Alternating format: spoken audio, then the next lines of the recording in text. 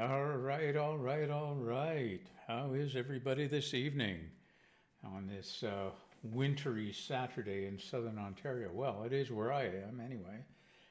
Tonight we're going to do a small little switching session, and while we wait to see if anybody shows up here, we'll have a little discussion on model trains, what got you started, and where you're heading with your end of the hobby, and maybe discuss what's happened with Atlas and microtrains if that's of any interest to anybody. But in the meantime, let's get this little switching session on the go. I've got a spreadsheet that I use that randomly generates where the cars are starting and where they're ending. And I just have to put the cars in, and it automatically generates the switch list for me. So without any further ado, let's get this party started, shall we? So we're going to be using our little switcher here, our S4. He's going to be doing the majority of our switching for us tonight. And just so everybody knows, I've got a covered hopper sitting at the East Engine House, which is this, the East Engine House, which is this building down here. Actually, looks like we've got possibly some frozen. No, there we go. So yeah, we've got two covered hoppers sitting down here at this engine house. This is my East maintenance building, this guy right here. And the cold storage is in the background, right here. And then we've got in the central area, we've got a welding shop right here. And we've got another central maintenance shop sitting here. Farther down, we've got our concrete factory and our co-op.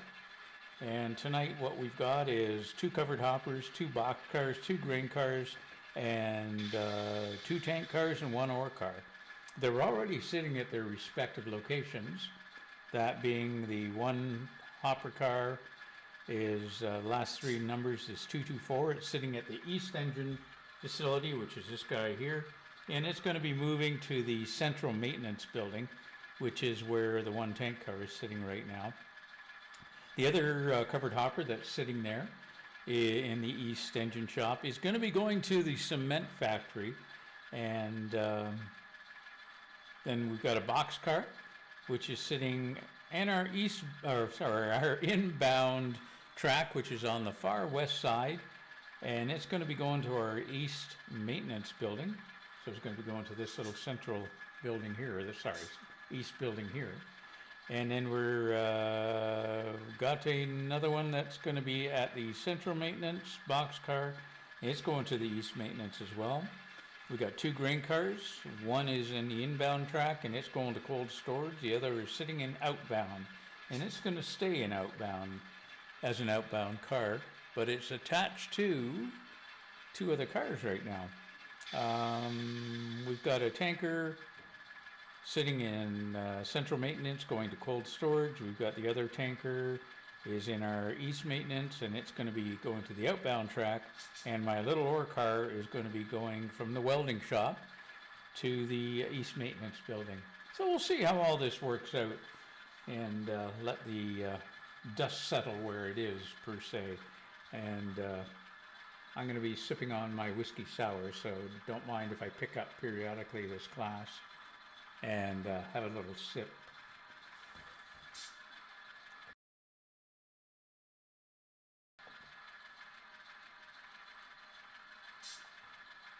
So we'll start out our little, get our little S4 moving here and figure out what we want to do first.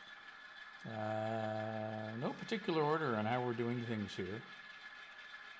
But I think maybe we might go pick up those cars sitting on our inbound, outbound tracks down there and get them up here. Just looking over my switching list here to see what exactly we want to do. Well, maybe we'll start with some of the easier stuff here since it's down at this end. We'll get a couple of those covered hoppers moving, I think. So let's move our little S4 forward and get them on our inside track. rather than a right side track.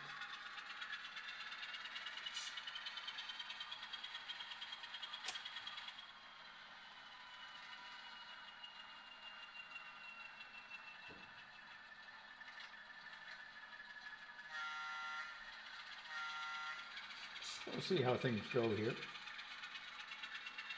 I did a pre-run earlier on today just to see, pardon me, just to see how the tracks were performing for me, to make sure everything was clean and running without any quote-unquote hiccups. But we'll see. I'm sure some will show up. Of course they're going to show up on a live event. They wouldn't show up when I'm just practicing. So this is my first real switching session done on these T-Track modules, which I've just completed. So this is what's going to be keeping me entertained over the winter time. I hope, anyway. We'll see how it all works out.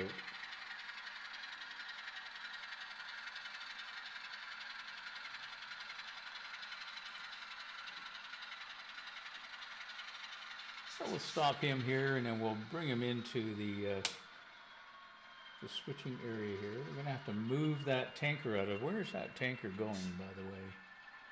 Perhaps we can... Oh, he's going to cold storage. So I think what we'll do is we'll probably move him up to cold storage, and that gets him out of the way. And we'll go from there.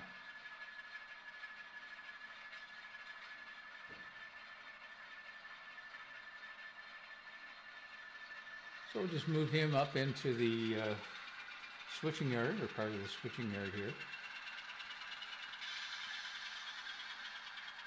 We can actually, I was going to say we can pull them all out, but I don't think so. We'll just end up taking our tanker here initially and take him up to the cold storage area. The little program I'm using for generating my code is an Excel spreadsheet.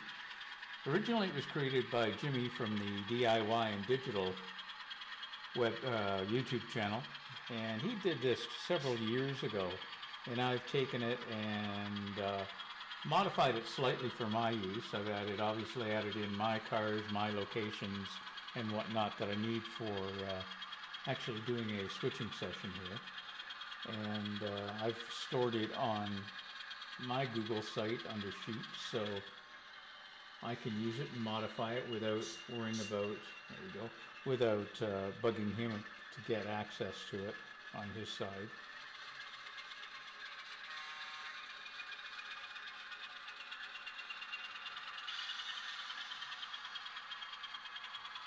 So this guy, this tank car, 911, we're going to move him from the East Maintenance building, and we're going to shift him up into the cold storage area here. At least that's the theory. We'll see how that works out for me here in a minute, I guess.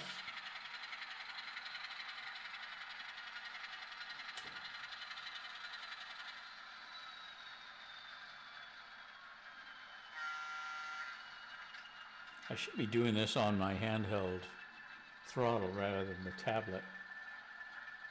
Biggest problem I have with using the tablet for the functions here, while I like it, the problem is the buttons move on me.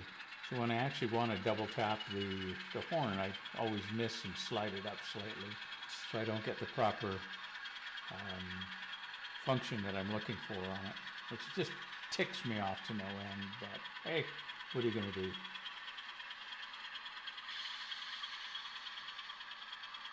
I like this little S4 switcher. It's one of the first locomotives that I bought. Now I've been into N-scale for, I guess, well over 35 years. I started in my old house with a fairly substantial layout, and back in the days when there was no DCC for N-scale and no sound for N-scale, so everything was purely DC back in those days. And I'll tell you, ever since getting back into this hobby and buying DCC and adding sound to it, it has been a game changer, and I would have a difficult time convincing myself to go back to straight DC operations with N-scale.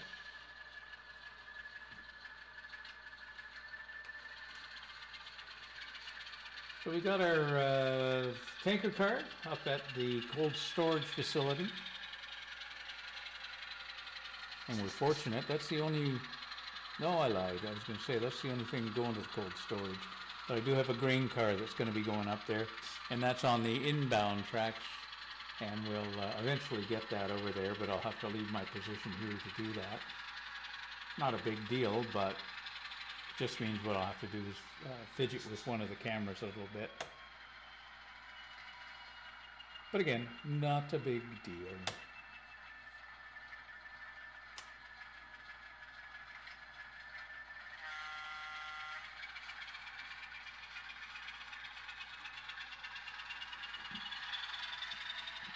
Just ordered a Scale Trains N-scale locomotive, one of my first Scale Trains.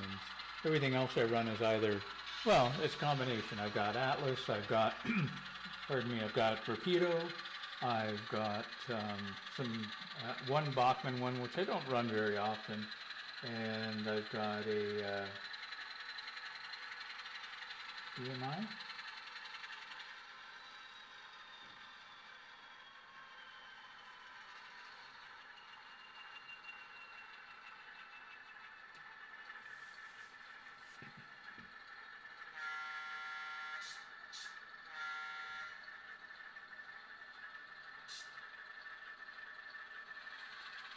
I'll be kind of curious to see if we get anybody in here.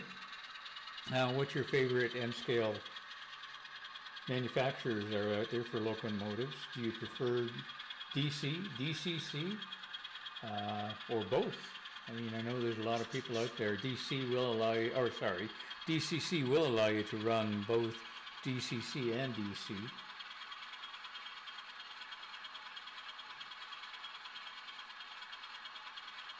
Now, there's an issue that again, we talk about stuff that ticks me off. I love these Rapido, these new Rapido cars that I've got. But the problem I have with is the detailing on the bottom of them sits so low that it hangs up on an uneven section of track where a joint is the next one. And I've got to, just realistically, I might be able to adjust that out with my, the height of my T-track modules here. Of course, it didn't hang up when I put them there. It's only hanging up when I'm deciding to actually pull them back out of the area. So we've got two covered hoppers here. And number 224, which is the one that's closest to the locomotive right now, has got to go to our central maintenance building. And the other one's going to be delivered to the cement factory. So we'll get those two things out of the way right away. We'll take 224 and 3400 just back a bit farther here. And then we'll run them up to one of our double crossovers here. And we'll disconnect them from the loco. And actually 224 is going up to our central maintenance building, which is this building over here. So it's not a big run for that one, which is perfect. We'll stop things here, we'll uncouple. There's got to be a better way to uncouple these things as well. It's the other tick off about N-scale. Again, love it, but hate it for that reason as well.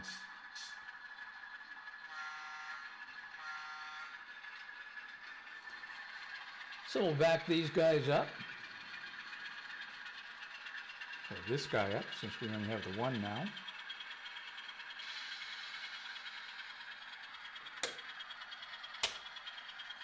As I say, he's going to be going into our central maintenance here. And then we can unhook him.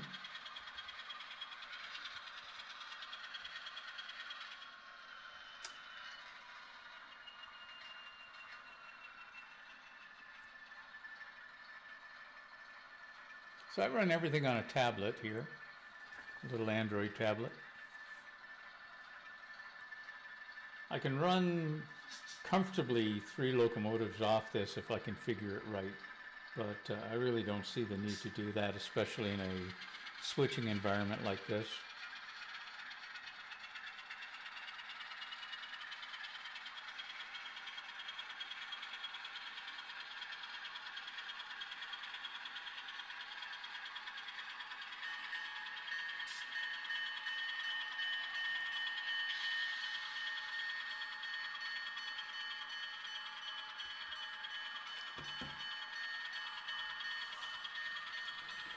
Next thing I have to do here with OBS is find myself a announcement timer for these live broadcasts, so that I can inform people ahead of time what time I'm going to be doing a live broadcast. I haven't settled on a day yet that I'm going to do it. I am retired, so theoretically I could do it any day of the week. Probably later in the afternoon, no matter what day I pick. But I also don't want to interfere with anybody else that I subscribe to for one of their broadcasts. But it'll be a wait and see.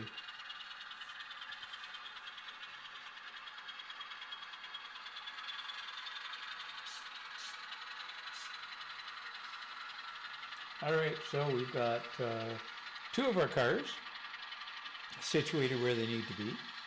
That's a good start. We've got to take this little, this other covered hopper, and I got to get him moved up to the cement factory. So we're going to work on that. But we're going to do a kind of a little run around here to accomplish that. Excuse me, it's the problem with carbonated whiskey sours. Carbonation eventually gets to you.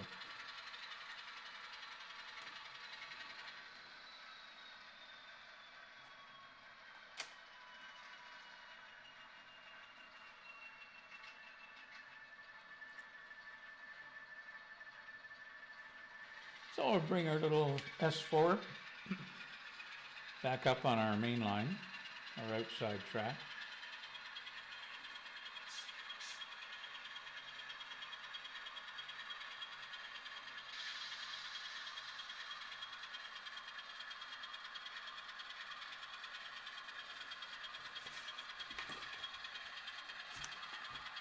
Stabbed myself with my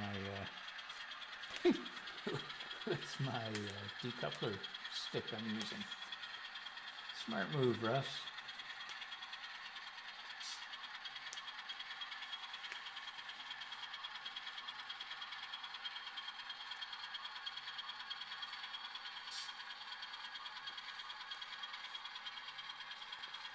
I'm just clearing up my switch list here. Well, not clearing it up, but crossing them off.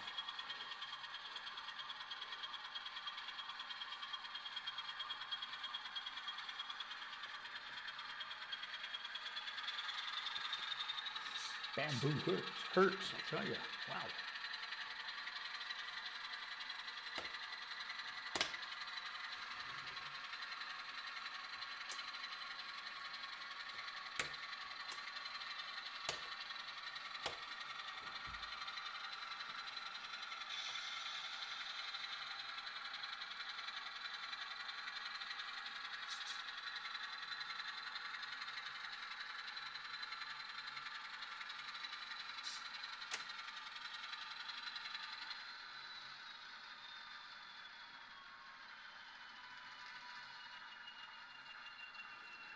One of these days I'm going to have to try and sweet talk Jimmy over at the DIY and digital website to work on his software for these double crossover signals. I'm no programmer. I love building things, so it's easy for me to put stuff together and build it. So long as everything goes the way it's supposed to as far as the programming is concerned, I have no problems. But yeah, I struggle with software, always have.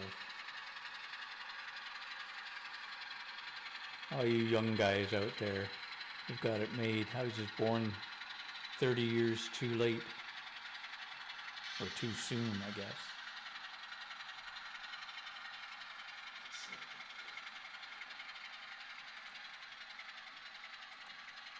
So I am going to momentarily leave the scene here because I'm going to have to follow this train down to the out yard and catch up to it down there.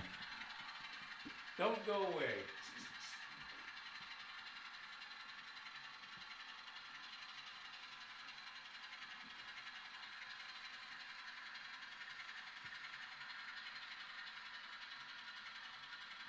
So yeah, she's just coming down to the far west end, as you can see right now, down by the co-op.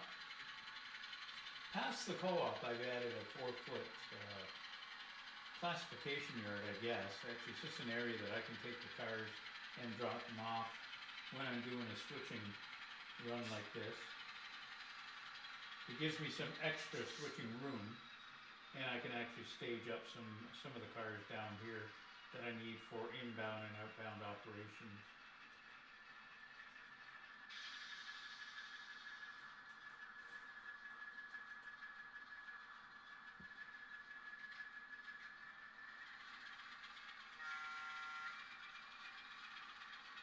So we're going to pull back. Oops. We were going to pull back out of the classification and thing. Oh, that was my fault for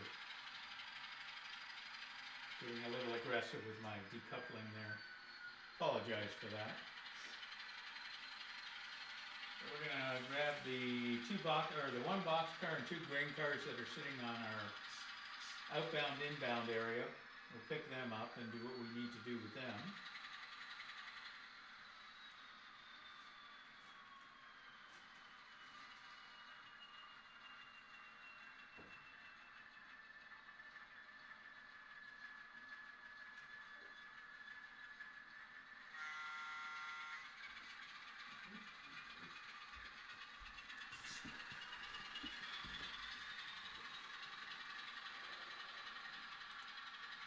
Yeah, we're just coming back with our local and the 3 cars.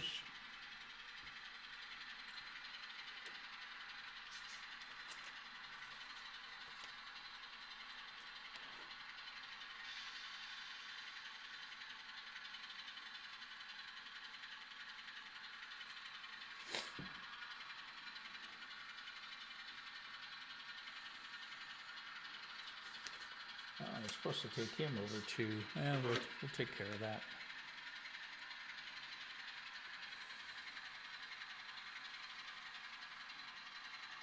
We'll take care of that little problem that I just created.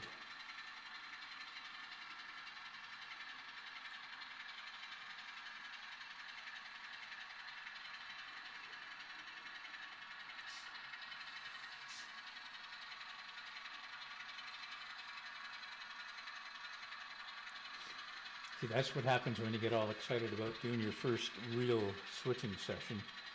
You misread your own orders. So let's stop here and get ourselves sorted out. So we've got boxcar 963. 963 came from the inbound. He's going to the east maintenance. So he's going to be going over here where the covered copper is sitting. So let's move these guys forward. We'll get them up to where I can work with them, because we're going to have to do a double crossover again.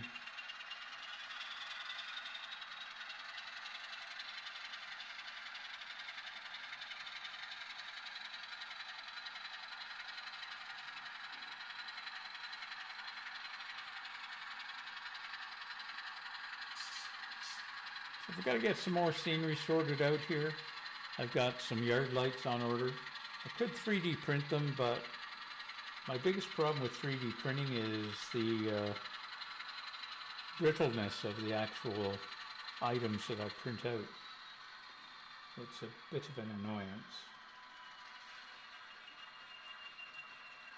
I don't mind paying for stuff. Actually, I got a young fellow that goes to college here that is not far away, and I've had him print up a number of 3D items for me on his printers. He's got some filament printers and some resin printers, and actually truly does do an amazing job, and his prices are very fair as well that he charges me. I just have to supply him obviously with the STLs for whatever it is that I'm getting printed up. All right, so 963 is going to be going to our East Maintenance Building, as I said.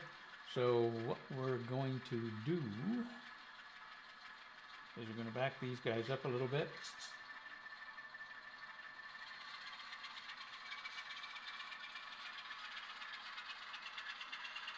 Get them past our west double crossover.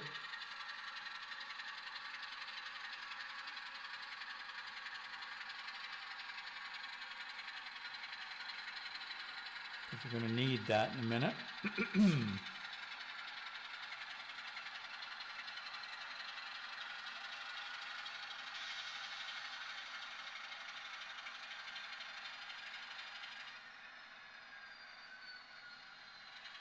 That should give us the necessary room that we need. Let's see if we can pull forward here. Doesn't matter how we do this, we just have to do it. So we'll set up.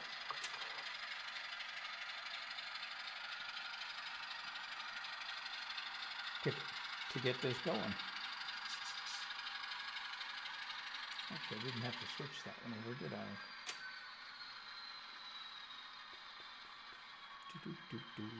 Actually, I do, yeah.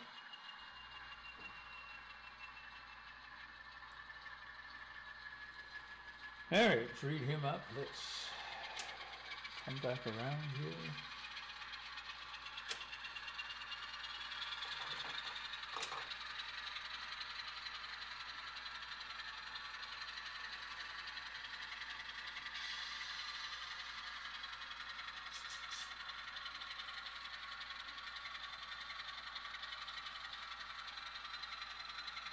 So we're through our east end double crossover.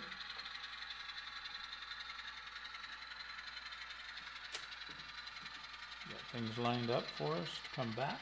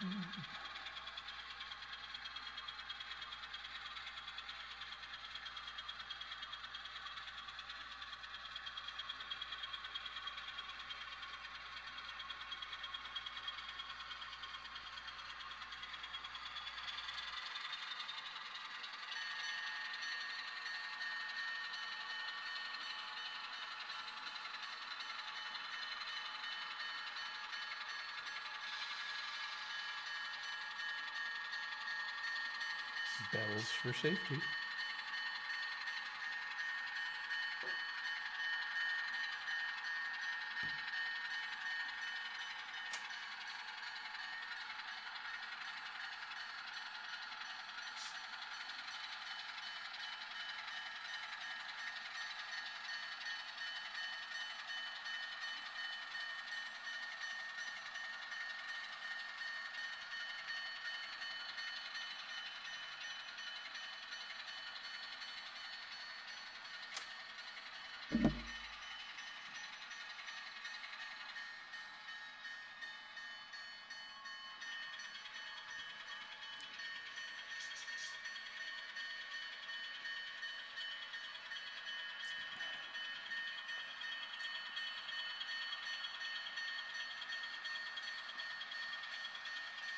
Oh, this is the American Thanksgiving weekend, isn't it? Mm-hmm. Well, if there's any Americans watching this, I hope you have a good Thanksgiving and everybody stays safe.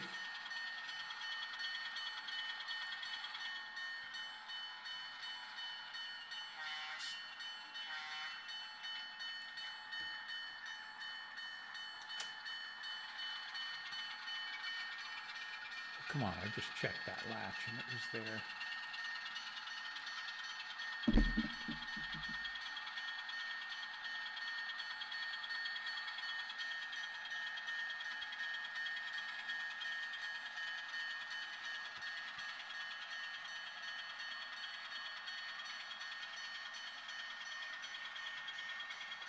Now we'll set up our turnouts for, pardon me, for what we need here.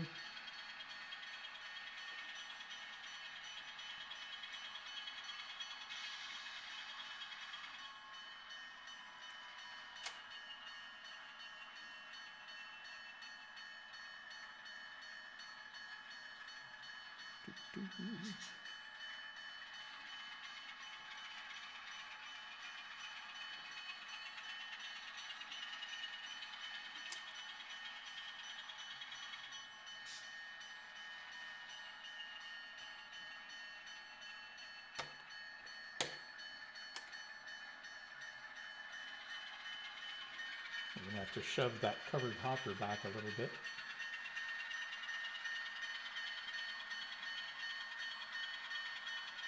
Don't want to block the little bit of a grade crossing there.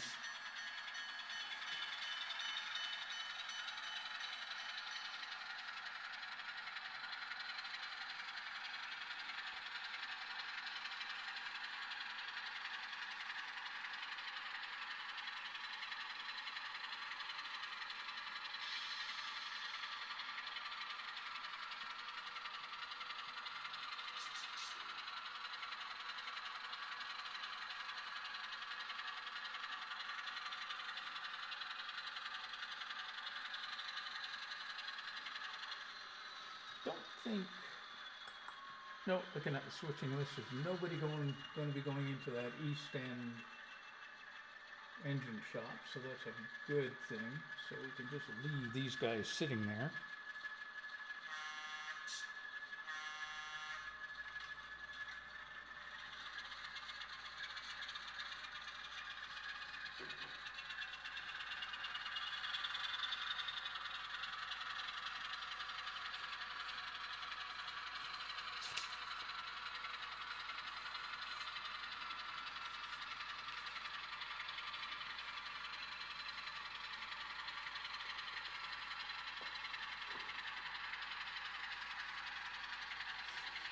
So those two green cars that we dropped off on our inner track,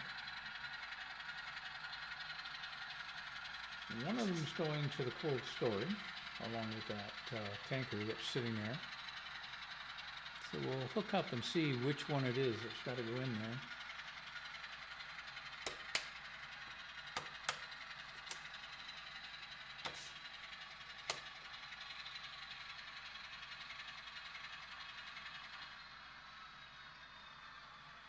Get our little helper stick in there to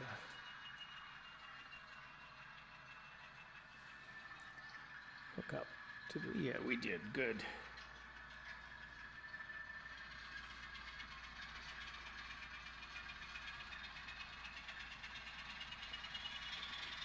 We're going to run these forward because we're going to have to do a run around on the track anyway to get to the back end of one of them. And with the other one, that's going to the outbound track, excuse me, we can fix the problem I created earlier once we get that back out on that other track. And that's an easy fix.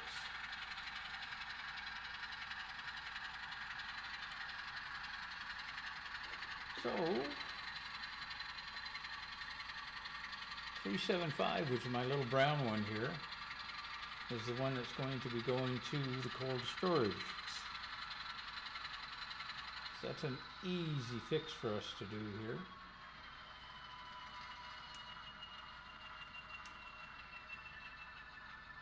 So what we'll do is we'll get our double crossover set so we can get our loco through there.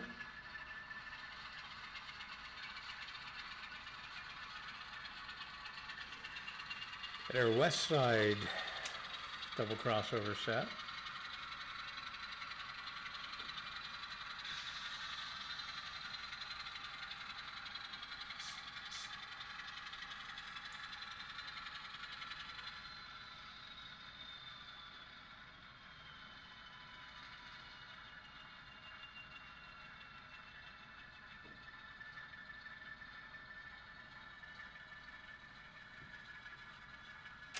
We had a ton of snow yesterday,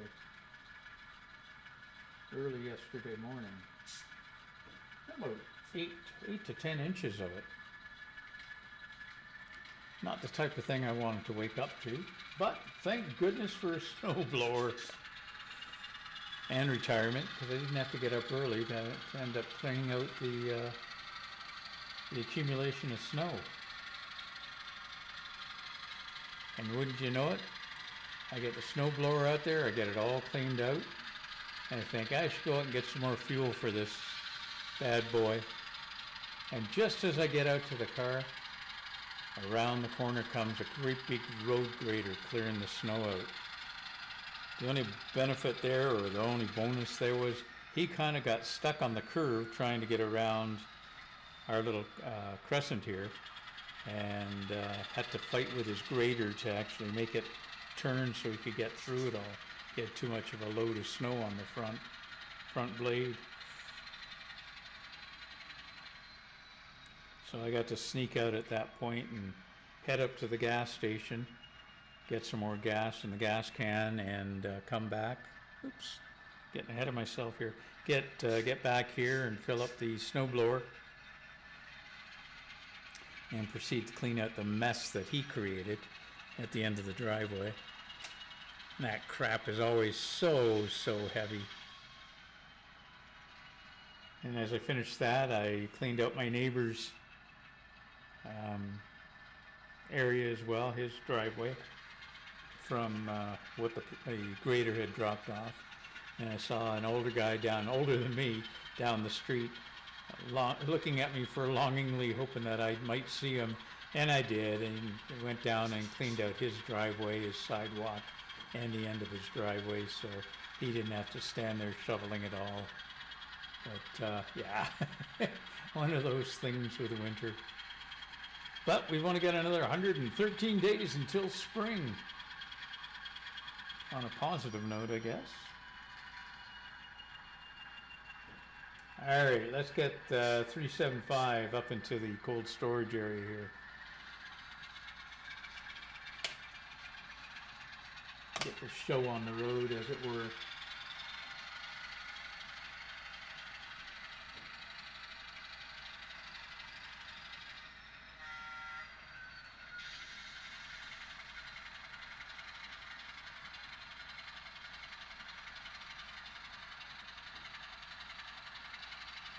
Well, it might have helped if I had actually threw the right switch here. It's the problem. I'm trying to concentrate on the broadcast, on what to say or what to do, and completely miss the plot here on what I needed to do.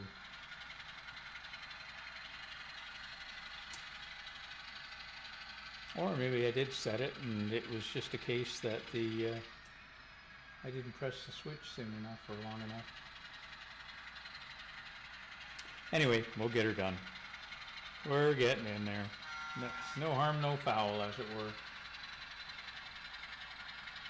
So yeah, we're going to drop off this little brown covered hopper at the cold storage facility, and it'll keep that tanker company.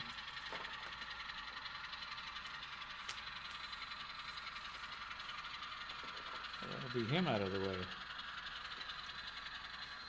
Get him slowed down so he doesn't slam into that tanker. I'll stop her there just so I can get in there and hopefully uncouple these guys. Again, that's my only other beef with N scale. There's no easy way to do the uncoupling.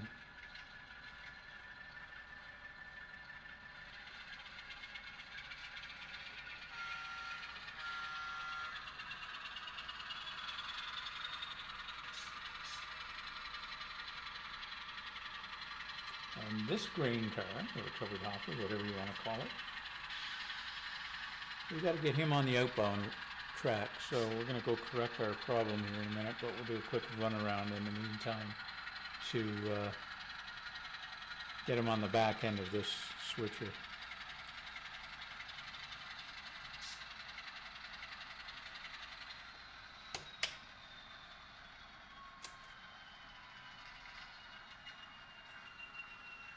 And we'll set up our eastbound double or east side double cross here.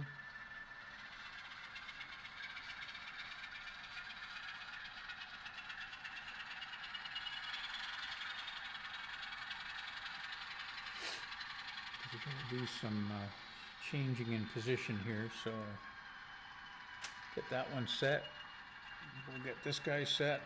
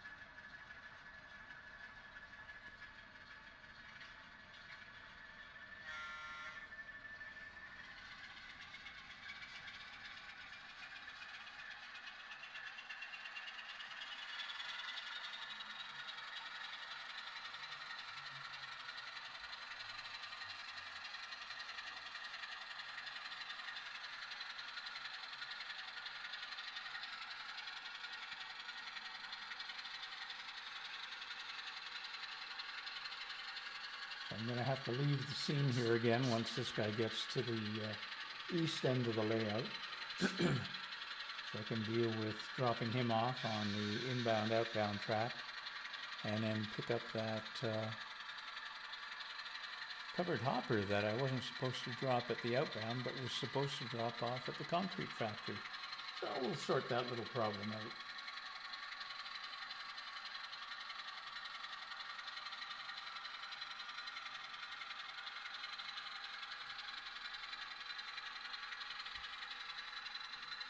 Yardmaster will be ticked off at me, but hey, we're all friends, so it's all good.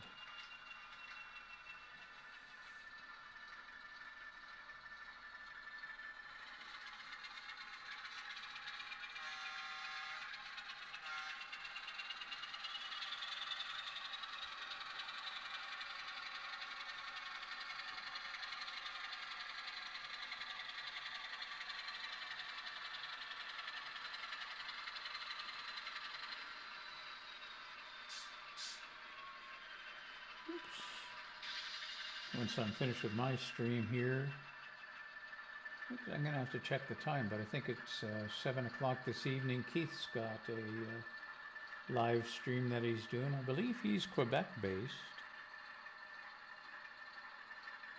I could be wrong on that, but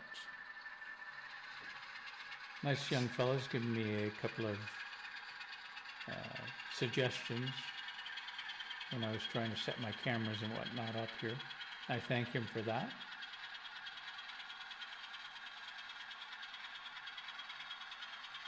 All right, so we're going to push this guy back to our outbound track. We're going to pick up the covered hopper down there. And then pull that one back and then drop it off at the cement factory, which is where it should have gone and not the outbound track.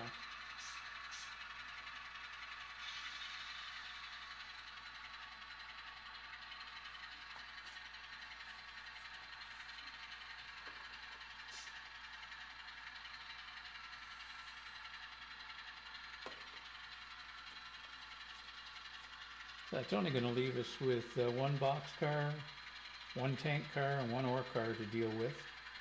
Not a big deal. I'm going to leave the scene here for a moment, and I'll be right back. I'll keep on talking though. We're just going to get this grain car down into our outbound lane.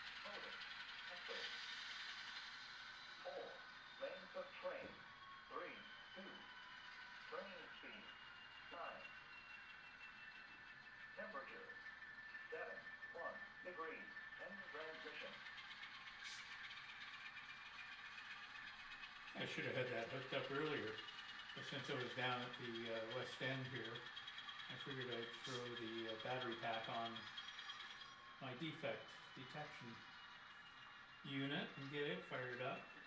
We won't be using it much tonight because it relies on the fact that we're on the outbound or the inbound, our outbound or inbound tracks for a reading to happen.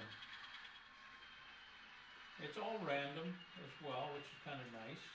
So you can actually set up the program via the push buttons that's got to determine how many defects or how you want the defects to show up by percentage, which is kind of nice.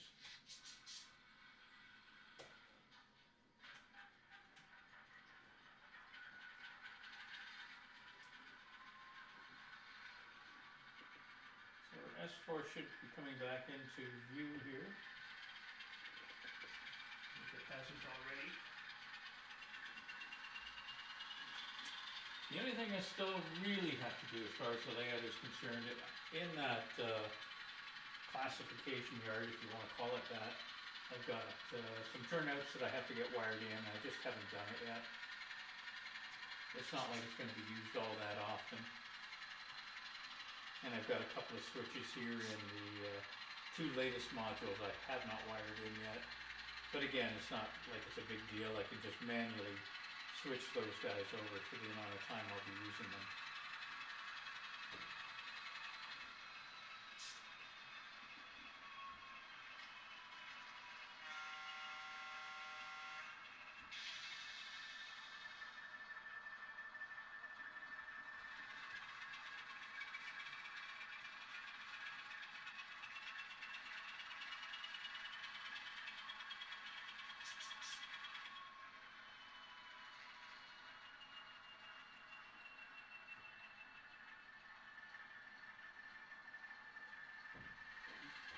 I'll just bring this guy in, get him situated in the concrete factory here.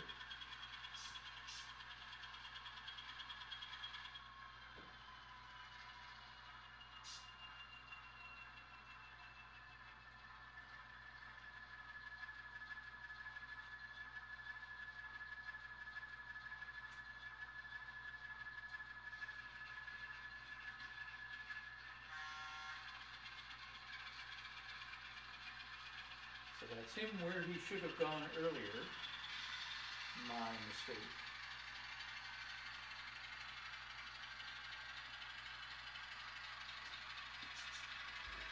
Get that switch back over.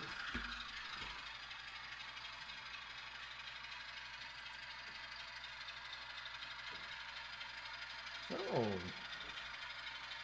now let's pick up where we theoretically left off here.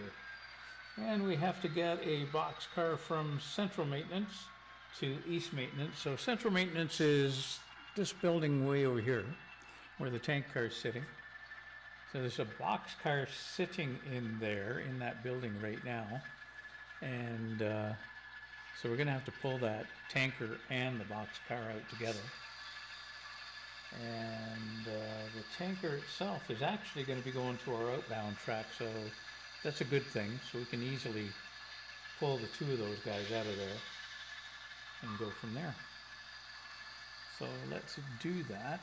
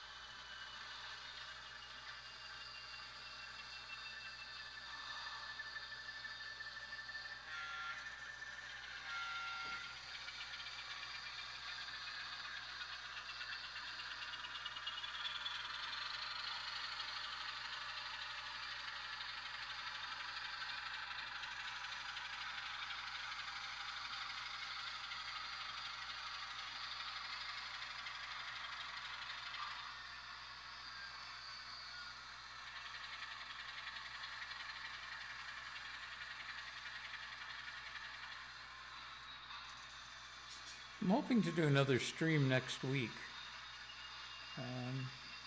Just wondering if maybe Wednesday might be a good day to do a stream, possibly later in the afternoon.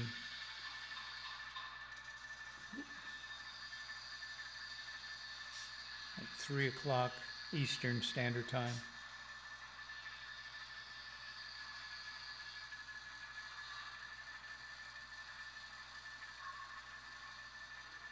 There's a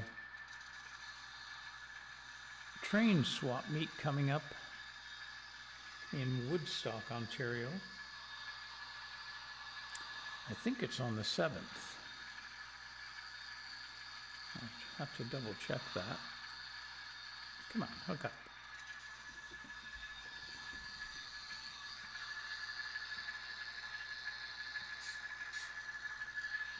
There we go. Muchos better.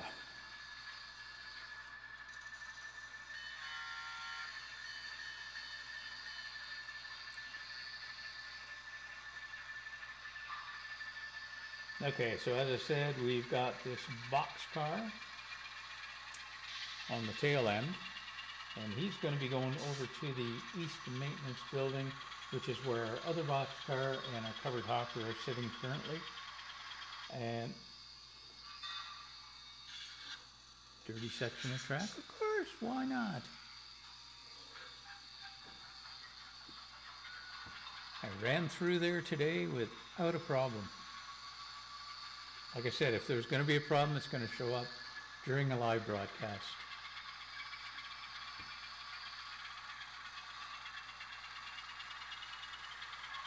And where was I? And the tanker, we've got to get him to the outbound tracks. That's not going to be a huge deal. So we're going to have to push up at the cold storage facility. We're going to have to give those 2 cars, that tanker and that grain car, a little nudge up there, just to give us a little more room here.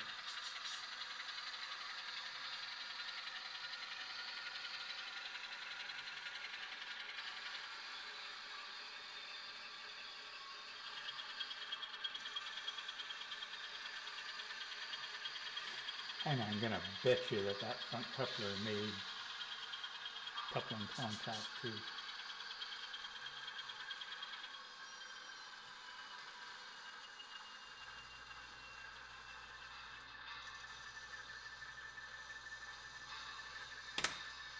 Well, we'll find out soon enough. Like, what about now? Of course. Ah, well, it's all good. Another easy fix. Gotta get them back far enough that I can actually get at those couplers. There we go. Try not to block your view too much here.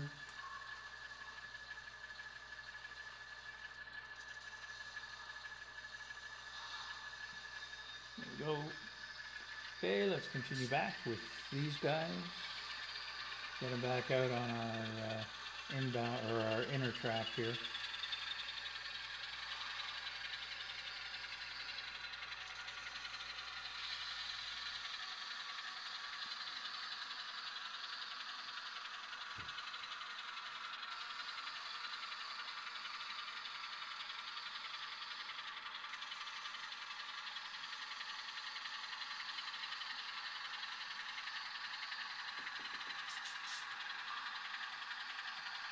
The reason I went with a switching layout is nothing against any of you guys that run trains just on a running around basis. That's cool. I want my railroad to actually do something here and be able to do a switching layout. And that was the whole purpose why I did this. I mean, yes, I could have a massive loop down here, although the other half would definitely kill me. You know, she gave me the evil sideways eye when I put the 4-foot extension on here for my yard at the west end. But that's all good. She knows I can take that off at any time and store it underneath the 1 4-foot section of T-track I have set up over here. So it's all good. she's a good sport about it. She knows it's my wintertime hobby. My normal summertime hobby is 1812 reenacting. And during the wintertime, that gives me a chance to sort my gear out and save some money to buy some more black powder, because that's what we use in our muskets. We foot the bill for our own stuff with 1812. Living history is what I like to call it.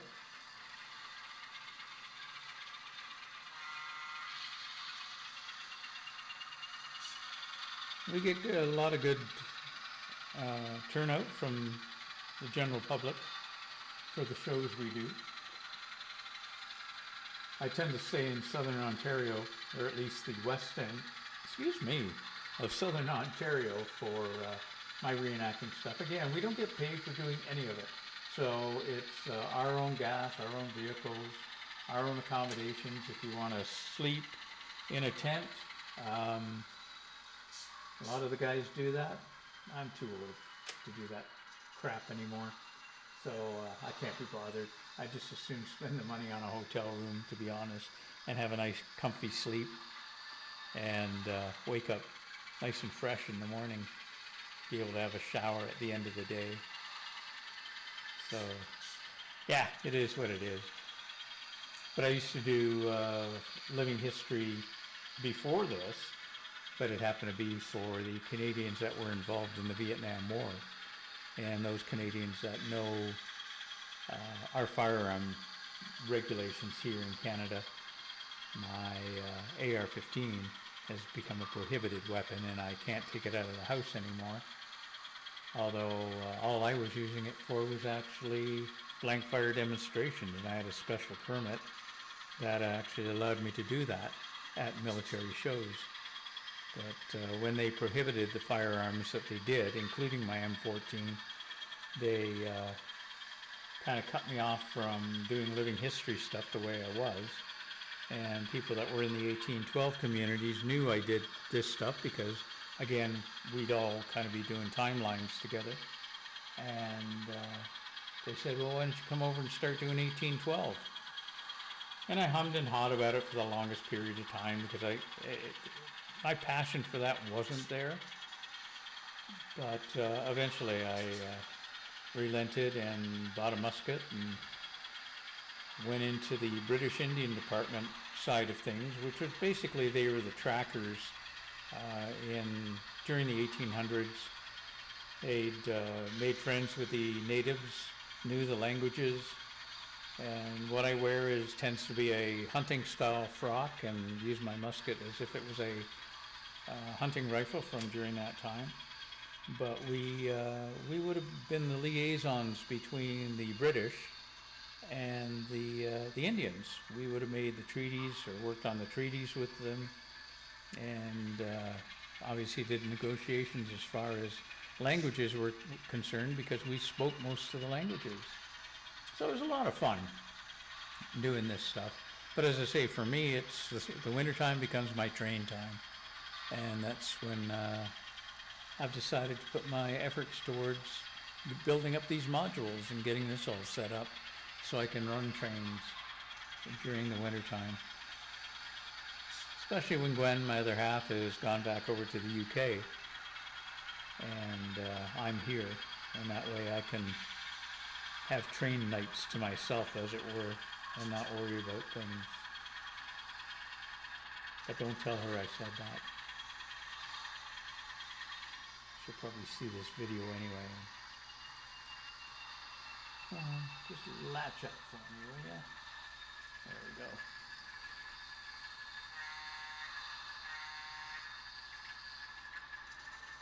So this little brown boxcar is going to be going into our East Maintenance building or area, which is again over here, where we've got that yellow boxcar and the covered hopper. So we'll get these guys into position.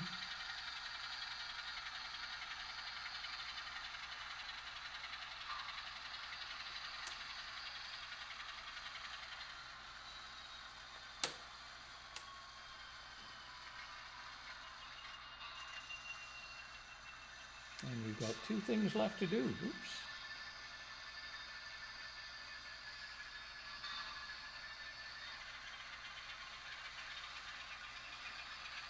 We've got a little ore car, which currently is sitting over in the welding shop, which you can hear the welding shop in the background. So what we'll end up doing here is we'll drop off this boxcar, we'll pull back out, we'll go forward again, and tag the ore car onto the back side of our tanker, and then from there we'll pull out and do a little swap around again of these cars and get stuff dropped off where it needs to be dropped off. So we'll then hook this boxcar. Hopefully I can see what I'm doing. Somewhere in around there. Yeah. There we go. We'll back out of here.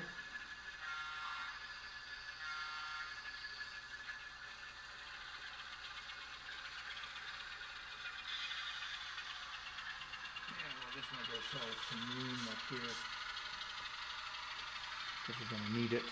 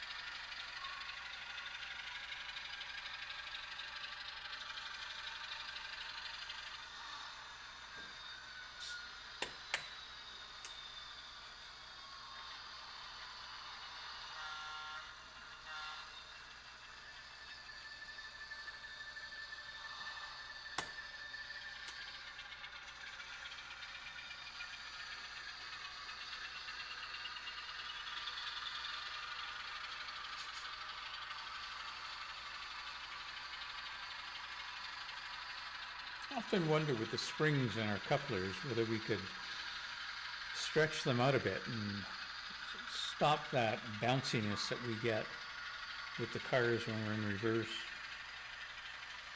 So I sometimes think that the springs are just a little too weak on these couplers, and that's what's causing all that bouncing effect that we get. Let's shut off our welding or get our welding guys to stop so that we can get these things out of here.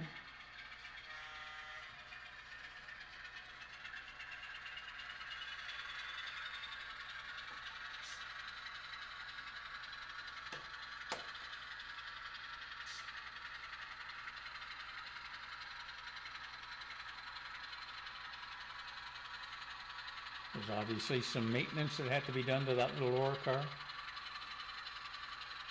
That's why it was sent to the welding shop.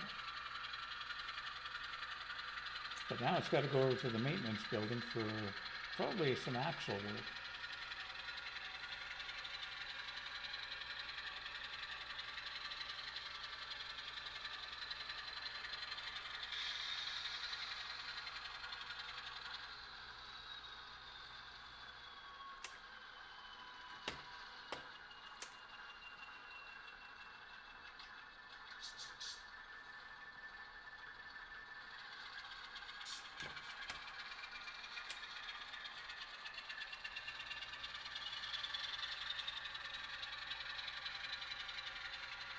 We're going to do our ever popular little run around through the crossovers here. Get that the short ore car onto the front of our switcher here. And get it placed into that maintenance track.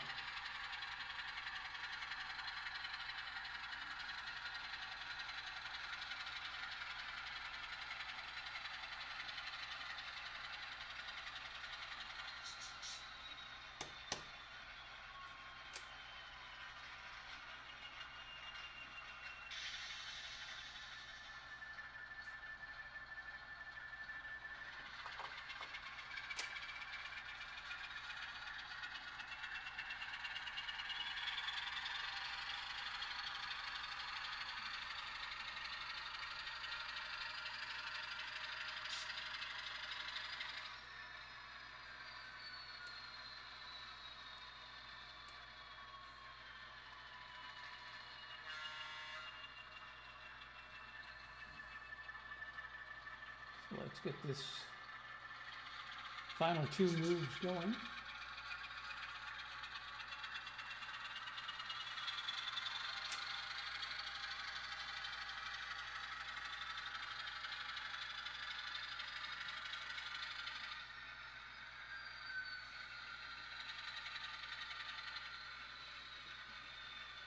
Didn't clear the crossover thing.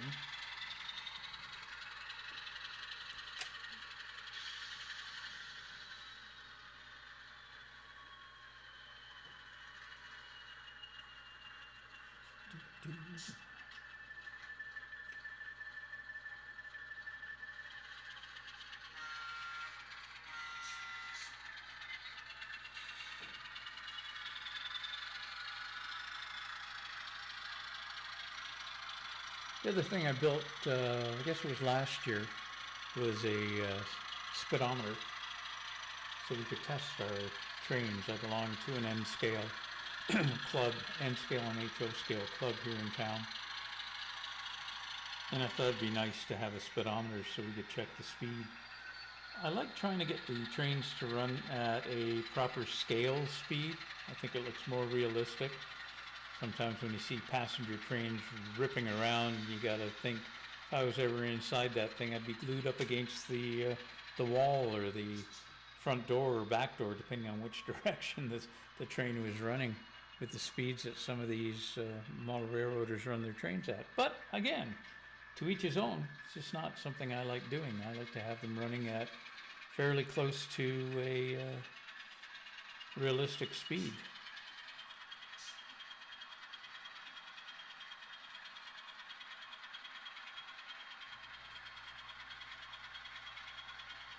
Like right now, this little S4 is probably running at about 8 miles an hour in real scale speed.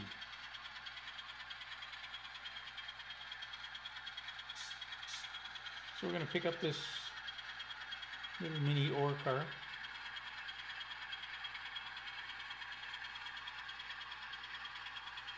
And we're going to drop him off at our east maintenance yard again. That yard's full today.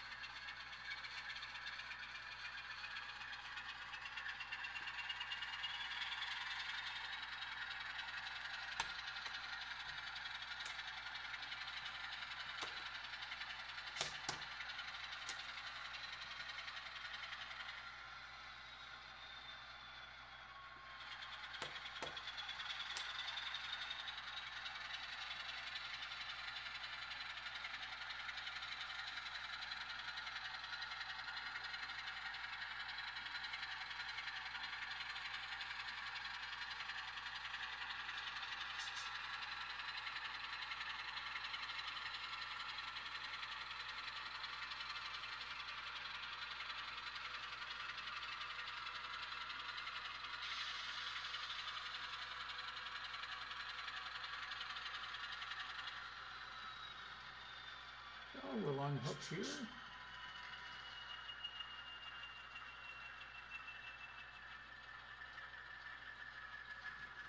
And we'll proceed to take this tanker to the outbound track.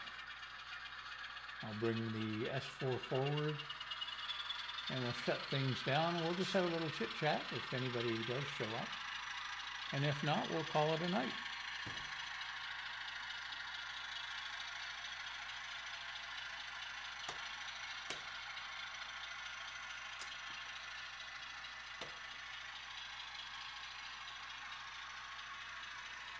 I'll be back in the scene in a minute here. We just got to get out of camera range.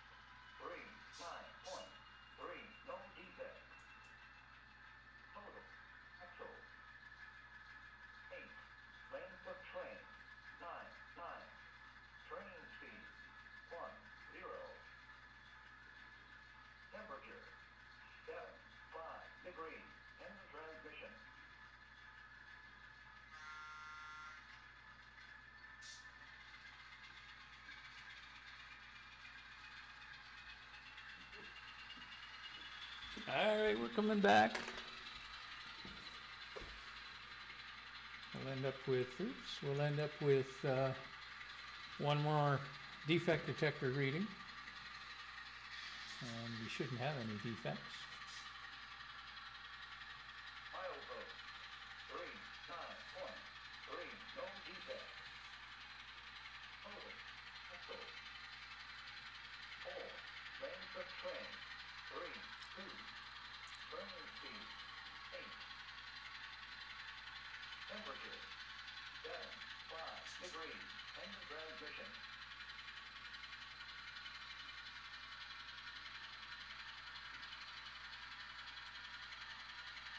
Actually, that's not bad. We've been live for an hour and 15 minutes, just about.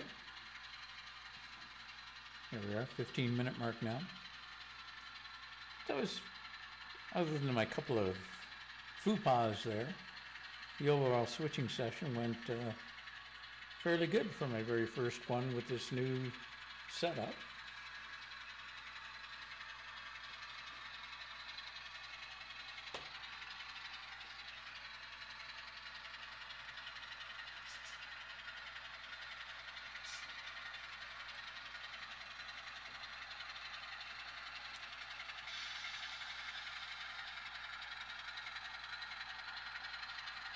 Yeah, we're just coming back